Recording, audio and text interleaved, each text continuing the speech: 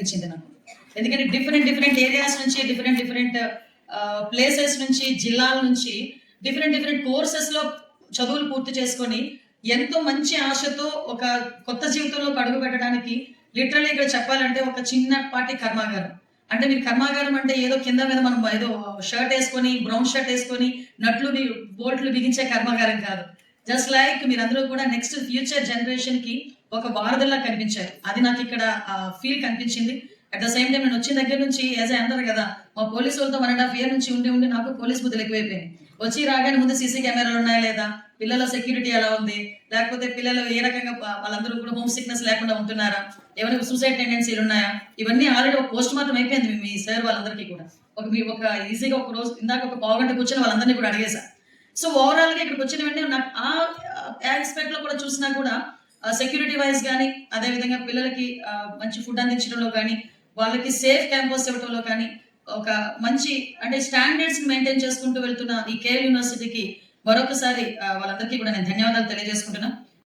ఇందాకే చెప్పారు నాకు శ్రీకాకుళం నుంచి రాయలసీమ వరకు కూడా ఉన్నారండి. ఇక్కడికి వచ్చిన వెంటనే నాకు ఒక్కసారి చూసిన వెంటనే అందరూ ఆడపిల్లలే కనిపించారు.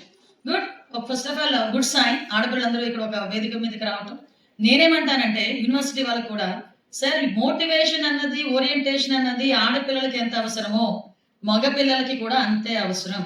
దయచేసి ఈసారి నుంచి ఏ ఓరియంటేషన్ ప్రోగ్రామ్ అనండి, ఏ మోటివేషన్ ప్రోగ్రామ్ అనండి, బోత్ ఎందుకు అని చెప్పడానికి కూడా నేను ఫర్దర్ గా మాట్లాడేటప్పుడు కూడా చెప్తాను మీతో. ఎందుకు చెప్తానంటే మీరు ఇక్కడ కూడా సపరేట్ గా ఉంటుంది, రాయలసీమ స్లాంగ్ ఒకలా ఉంటుంది.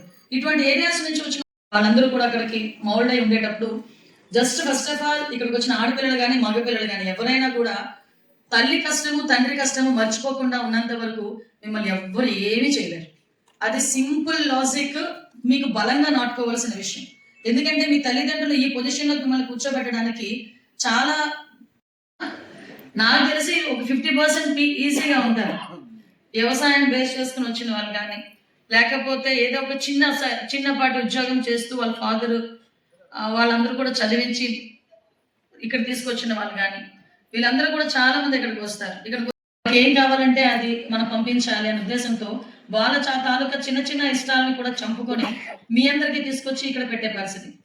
So first of all KL యూనివర్సిటీలో ఉన్న ఆడపిల్లల్ని నేను మెచ్చుకోవాలి. ఎందుకంటే ఇక్కడ 3 శాటిలైట్స్ తయారు చేసిన వాళ్ళలో ఉంటే అందులో టీమ్ ఆఫ్ 30 మందిలో 26 మంది మహిళలు ఉండడం అనేది నిజంగా గ్రేట్ థింగ్. దానికైతే నేను హ్యాట్స్ ఆఫ్ మీ అందరికీ కూడా.